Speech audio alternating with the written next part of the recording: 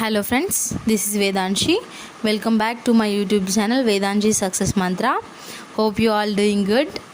So ఈరోజు DSC ఎస్జిటికి సంబంధించిన total syllabus నేను ప్రిపేర్ చేశాను according to syllabus sheet. So అది ఇక్కడ స్క్రీన్ పైన డిస్ప్లే అవుతుంది.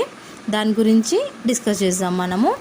సో డిఎస్సి ఎగ్జామ్కి టైం డ్యూరేషన్ వచ్చేసి 2.5 hours and DSC consist of 80 marks and 20% weightage వచ్చేసి 10 marks నుంచి తీసుకుంటారు. సో టోటల్ డిఎస్సి 100 marksకి ఉంటుంది. సో సిలబస్ విషయానికి వచ్చేస్తే ఇందులో general knowledge and current affairs first one is. So GK అయితే మొత్తం జీకే ఇన్ఫర్మేషన్ మొత్తం మనము కలెక్ట్ చేసుకుని పెట్టుకోవాలి. కరెంట్ అఫైర్స్ అయితే లాస్ట్ 1 year నుంచి ఉన్న న్యూస్ పేపర్స్ అయినా లేకపోతే మనకు ఎక్కడైనా దొరికిన ఇన్ఫర్మేషన్ ఉంటుంది కదా వేరే మీడియా నుంచో ఎక్కడి నుంచో, అది కూడా కలెక్ట్ చేసుకొని పెట్టుకోవాలి. సో జీకే అండ్ కరెంట్ అఫైర్స్కి కలిపి 10 marks, 20 questions. Each question carry ½ mark. Next perspectives in education. So ఈ సిలబస్ వచ్చేసి మన సిలబస్ షీట్లో నోటిఫై చేసిన ప్రకారం ఈ సిలబస్ ఉంటుంది. సో దీనికి కూడా 20 questions, 10 marks. ఇప్పుడు language 1 and language 2 that is Telugu and English వచ్చేసేసరికి ఎట్లుంటుందంటే ఫ్రమ్ ఫస్ట్ క్లాస్ నుంచి 10th క్లాస్ వరకు మన స్టేట్ గవర్నమెంట్ టెక్స్ట్ బుక్స్ ఉంటాయి కదా, ఆ కంటెంట్ బేస్ చేసుకొని అందులో ఆ కంటెంట్ బ్యాక్ సైడ్ మన గ్రామరు బ్రీఫ్గా అవన్నీ ఉంటాయి కదా, వాటి నుండి వస్తుంది. So better to practice the text books of Telangana state government from first class to 10th class. So ఈ రెండు లాంగ్వేజ్ 1 అండ్ లాంగ్వేజ్ 2కి కూడా రెండింటికి ఈక్వల్గా 18 questions వస్తాయి, 9 marks ఉంటాయి. సో ఇప్పుడు సబ్జెక్ట్స్కి వచ్చేసరికి maths, science and social studies, ఇవి 3 కూడా తెలంగాణ స్టేట్ గవర్నమెంట్ బుక్స్ నుంచే ఉంటుంది. That is from first class నుండి 8th క్లాస్ వరకు కంప్లీట్గా టెక్స్ట్ బుక్ కంటెంట్ మొత్తం ప్రిపేర్ అవ్వాలి. అండ్ 9th and 10th క్లాసెస్లో ఏవైతే లింక్ టాపిక్స్ ఉంటాయో, అంటే ఏవైతే మనం ఫస్ట్ క్లాస్ నుంచి 8th క్లాస్ వరకు చదివిన కంటెంట్ ఉంటుంది కదా, ఆ కంటెంట్కి ఏవైతే లింక్ ఉన్న టాపిక్స్ ఉంటాయో 9th క్లాస్ టు 10th క్లాస్లో అవి మాత్రమే చదివితే సరిపోతుంది. If you have so much time, మీకు టైమ్ అండ్ ఇంట్రెస్ట్ ఉంటే లింకేజ్ టాపిక్స్ కాకుండా మొత్తం కంటెంట్ కూడా చదవడానికి ప్రిఫర్ చేస్తే మంచిది. ఈ 3 సబ్జెక్ట్స్కి కూడా 18 questions ఉంటాయి, 9 marks ఉంటాయి. And last and final thing is teaching methods. ఇది స్ట్రాటజీ పేపర్, మోస్ట్ ఇంపార్టెంట్. ఇదేంటంటే మనం డిఎడ్ ఆర్ బిఎడ్ చేసిన సిలబస్ ఉంటుంది కదా, అది అన్నట్టు. సో దీనికి 30 questions, 15 marks. సో ఈ సబ్జెక్ట్స్లో మొత్తం మన డిఎస్సి సబ్జెక్ట్స్లో ఎక్కువ స్కోరింగ్ అండ్ ఎక్కువ మార్క్స్, ఎక్కువ క్వశ్చన్స్ ఉన్నది టీచింగ్ మెథడ్స్లోనే. అది మనం ఆల్రెడీ 2 years డిఎడ్లో ఆర్ బిఎడ్లో చదువుకొని ఉంటాం కాబట్టి సో ఇదే ఈజీ అని అనుకుంటున్నా.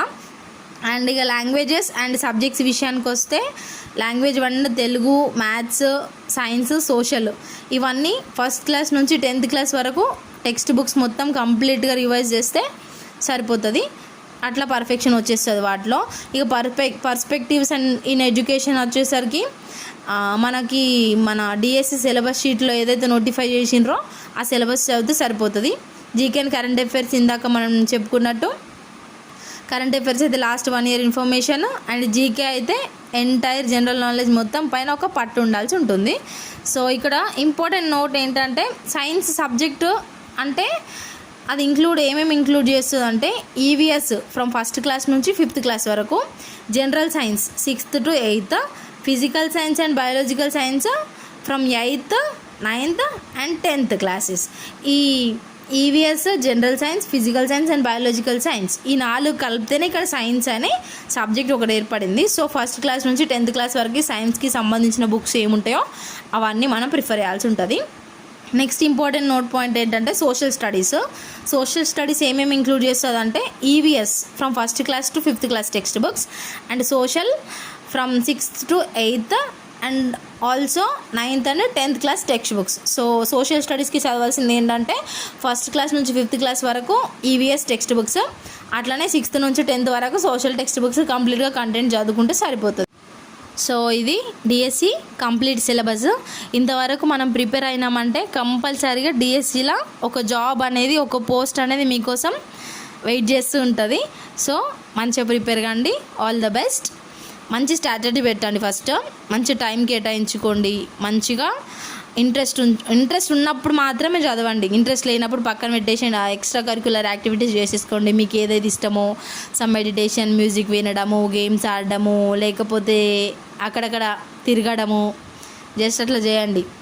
That is for our knowledge improvement only. అంటే పిచ్చి పిచ్చి తిరగడం అని అనుకోవద్దు. జస్ట్ మనకు మైండ్ రిలీఫ్ కోసము, బయట మనం చూసిన నాలెడ్జ్ కూడా ఒక్కొక్కసారి వర్కౌట్ అవుతూ ఉంటుంది. అట్లా యూజ్ చేసుకోవడానికి ట్రై చేయండి. మ్యాక్సిమం 45 డేస్లో. ఈ 45 డేస్లో మనమైతే ఎంత కష్టపడతామో అదంతా ఒక్కటే రోజు మనం పర్ఫామ్ చేయగలిగేటట్టు ఉండండి. ఆ నెక్స్ట్ డే మనకు కంపల్సరీ జాబ్ వస్తుంది అనే ఒక థాట్తోని ఇప్పుడు ప్రిపరేషన్ స్టార్ట్ చేయండి. ఒక జాబ్ అనేది మనకు చాలా మ్యాండేటరీ అనే విషయం గుర్తుపెట్టుకొని ప్రిపరేషన్ స్టార్ట్ చేస్తే ఖచ్చితంగా మీకోసం ఒక జాబ్ వేకెన్సీ అనేది ఉంటుంది. So all the best for all the aspirants.